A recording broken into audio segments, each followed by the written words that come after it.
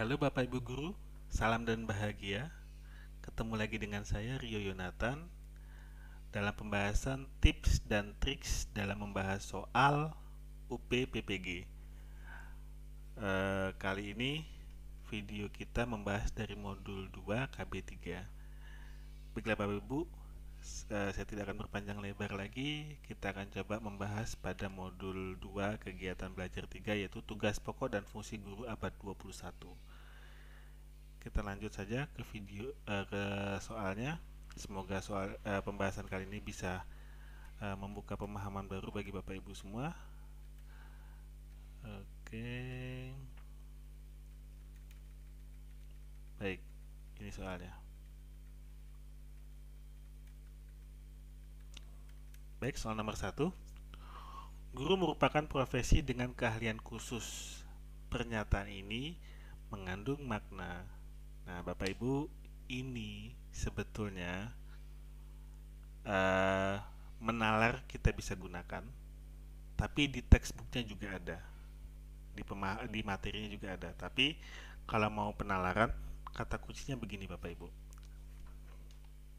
Jadi misalnya kita membahas masalah nomor 1, kata kuncinya di sini. Guru merupakan profesi dengan keahlian khusus. Lalu, kenapa jawabannya adalah B? Keahlian diperoleh melalui proses pendidikan yang lama. Nah, ketika dia jawabannya A, tidak sesuainya kenapa?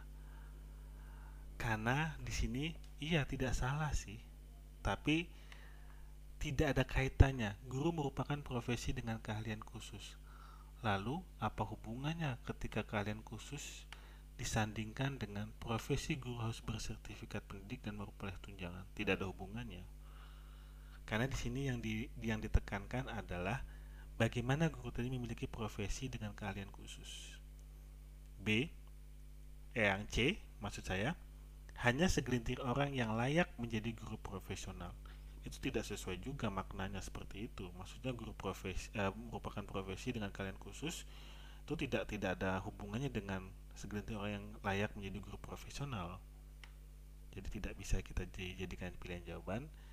Memiliki ikatan organisasi profesi sebagai wadah.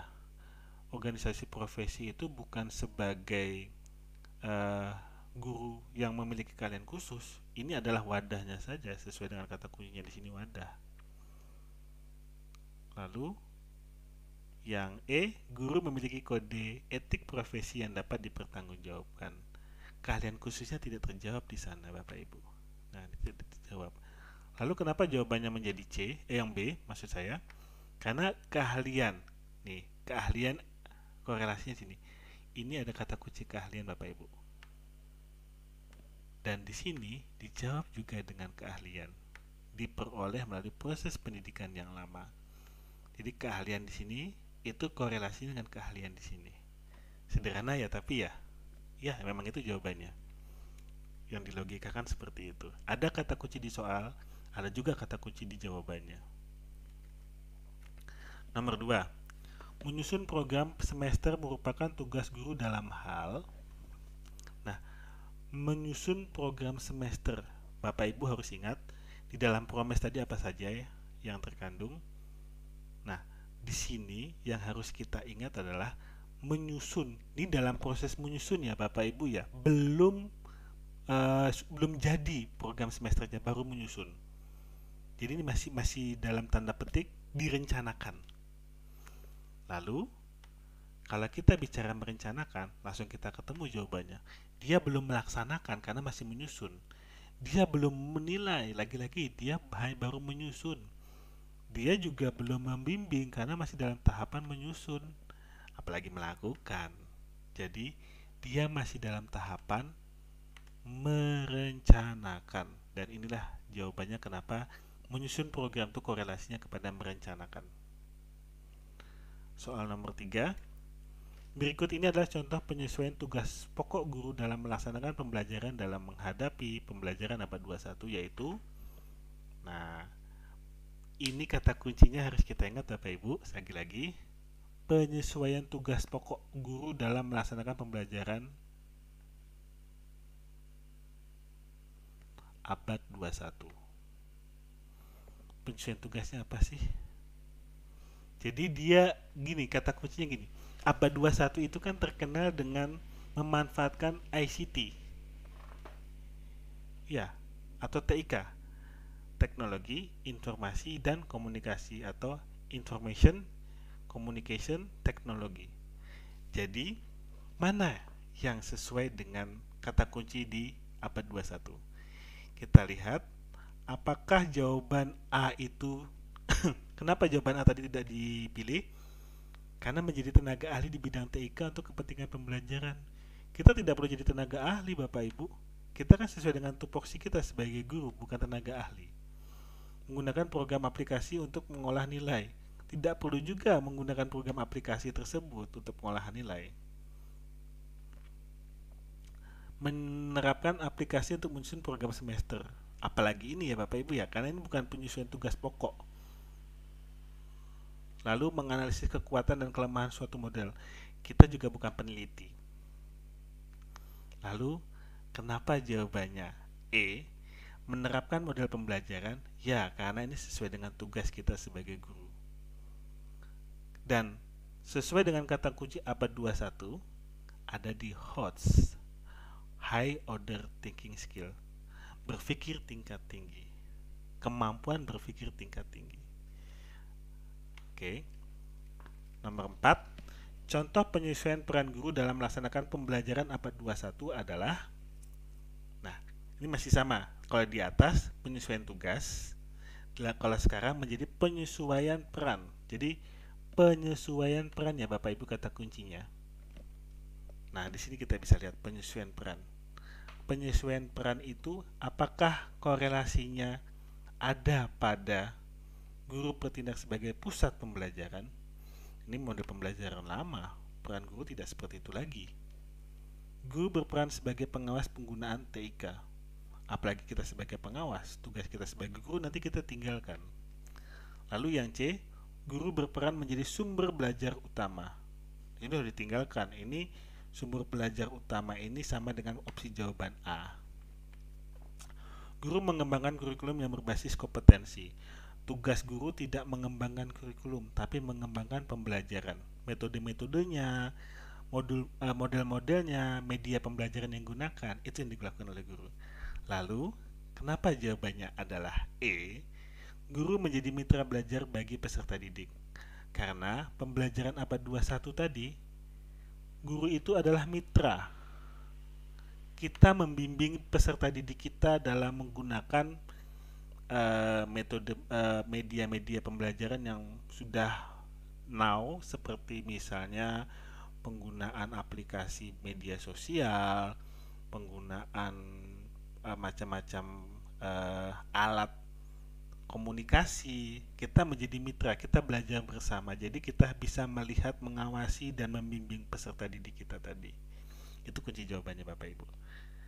Lanjut kepada soal nomor 5. Guru abad 21 memiliki tugas pokok membimbing peserta didik agar tidak terjerumus pada pemanfaatan teknologi yang salah. Tindakan yang dapat dilakukan guru antara lain.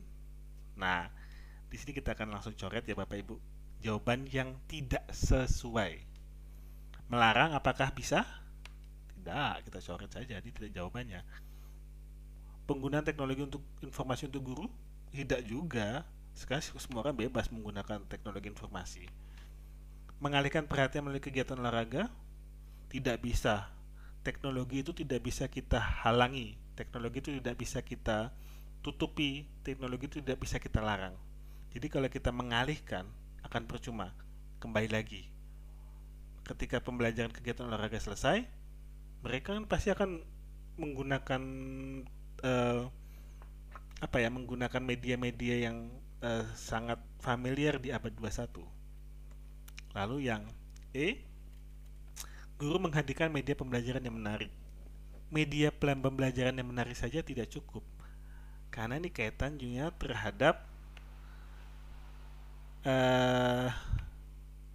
abad 21 yang canggih dan menerapkan ICT.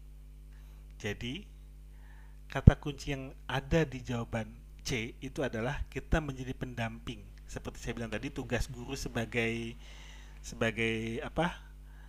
sebagai mitra. Nah, mitra tadi adalah mendampingi peserta didik kita dalam mengeksplorasi sumber digital. Jadi sumber-sumber digital tadi kita explore, tapi kita sebagai pendampingnya melihat. Itu tuh soal nomor 5 Bapak Ibu. Nomor 6, saudara selaku guru mengajak peserta didik merefleksikan cara belajarnya. Kegiatan ini termasuk jenis penilaian.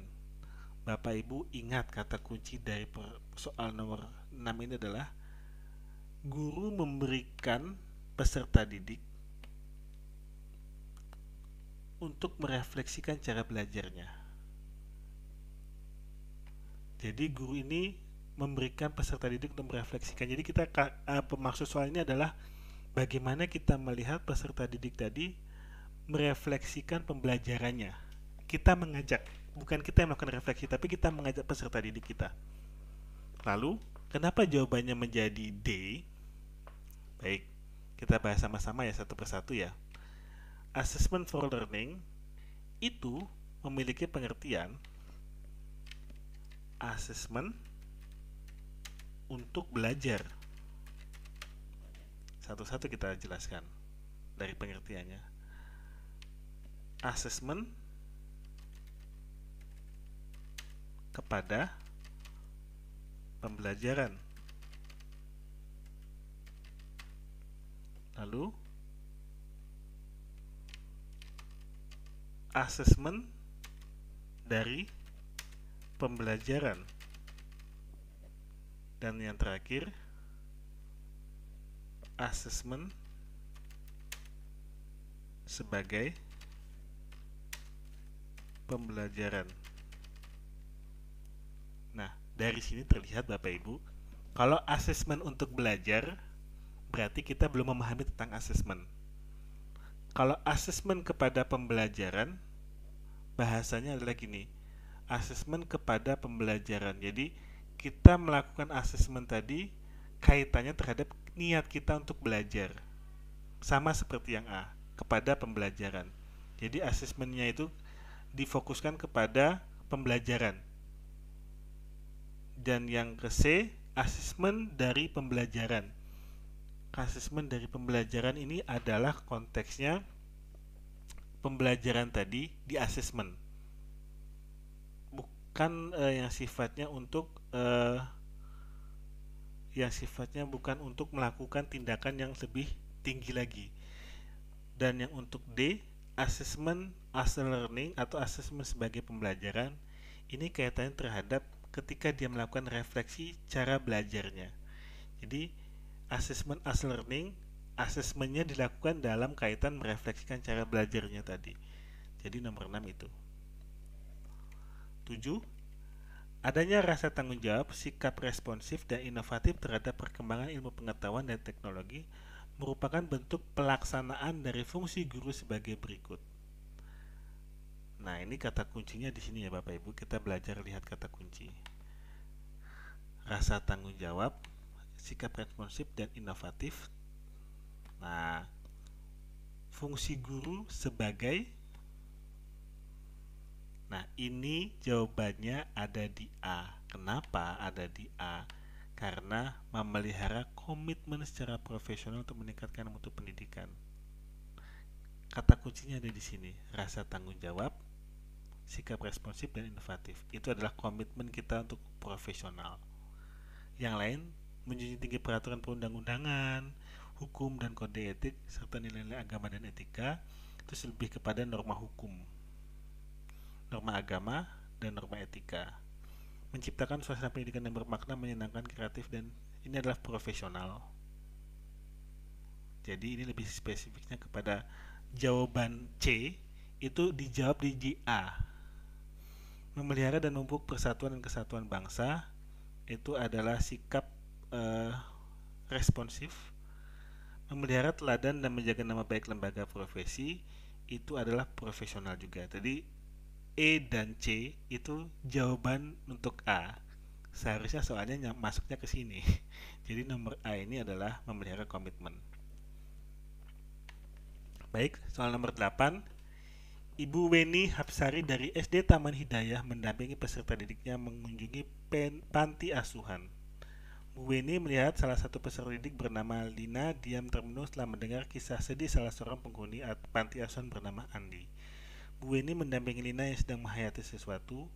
Bu Weni sebenarnya sedang melaksanakan tugas yang disebut. Nah, Bapak Ibu, ambil saja kata kunci yang paling bawah.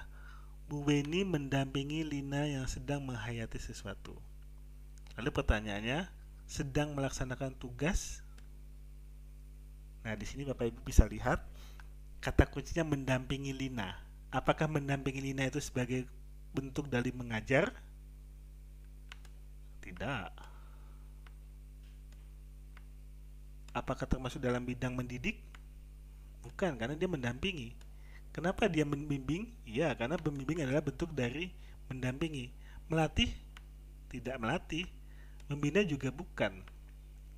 Jadi makanya di sini kita harus paham padanan kata. Mendampingi itu adalah membimbing. Bapak Ibu mendampingi peserta didik Bapak Ibu dalam kegiatan perlombaan O2SN. Mendampingi berarti membimbing, lebih luasnya seperti itu. Begitu Bapak Ibu. Nomor 9, hal-hal berikut merupakan aspek yang potensial dikembangkan dalam pengkajian kurikulum kecuali. Nah, kata kuncinya kita lihat lagi. Aspek potensial yang dikembangkan dalam pengkajian kurikulum kecuali kedalaman materi, ya. Ruang lingkup, ya. Keluasan materi dan relevansi materi, ya. Ini yang harus kita kembangkan. Ini sesuai saya kasih warna biru ya, sesuai. Lalu integrasi materi dan kesesuaian materi dengan kompetensi, ya harus. Kesesuaian materi dengan kompetensi menjawab tantangan masa depan, ya benar. Urutan materi dan ruang lingkup materi, ya. Jadi jawabannya adalah 9 tuh C. Karena apa? Kesinambungan materi, kemasan materi, dan strategi penyampaian bukan aspek yang potensial yang dikembangkan dalam pengkajian kurikulum. Jadi kurikulum itu dikaji bukan karena strategi penyampaian yang salah. Strategi penyampaian yang salah atau kurang tepat, kemasan materi yang tidak menarik, kesinambungan materi itu ada di tugas dari guru. Begitu. 10. Pernyataan berikut paling tepat menggambarkan tugas guru di masa yang akan datang adalah. Nah, di sini kita lihat kata kuncinya adalah tugas guru di masa yang akan datang. Apa saja? Apakah tugas guru di masa yang akan datang itu semakin ringan? Tidak. Berfokus membantu peserta didik menguasai materi? Lebih berfokus kepada membantu peserta. Ini nomor B ini sebetulnya mengecoh Bapak Ibu. Lebih berfokus membantu peserta didik menguasai materi. Bukan hanya materi saja yang dikuasai, tapi bagaimana dari segi sikap, attitude, sopan santun dan lain sebagainya. Itu lebih luas. Guru bertindak sebagai konsultan pembelajaran berbasis teknologi, tidak hanya sebagai teknologi ya. Jadi semua guru itu harus memiliki tugas dan fungsi, bukan hanya sebagai konsultan saja. Banyak tugasnya guru. Apalagi ini dispesifikan sebagai berbasis teknologi. Tidak sedetil, tidak sesempit itu bahasanya. Lalu yang D, guru mengandalkan teknologi sebagai pengganti peran guru. Nah, ini juga tidak bisa karena teknologi tidak bisa menggantikan peran guru ya. Jadi yang lebih tepat adalah di sini guru menjadi kolaborator. Baik Bapak Ibu, begitu untuk modul 2 KB3 dalam pembahasan materi yang ini. Saya berharap Bapak Ibu bisa memahami. Kalau ada pertanyaan silahkan tanyakan di kolom komentar. Saya percaya Bapak Ibu memiliki kemampuan, Bapak Ibu memiliki potensi yang baik. Semoga Bapak Ibu bisa lulus dalam ujian PPG yang telah ditetapkan. Sekian video dari saya ucapkan terima kasih. Salam hormat bagi Bapak Ibu guru. Aku, kamu, kita setara. Terima kasih.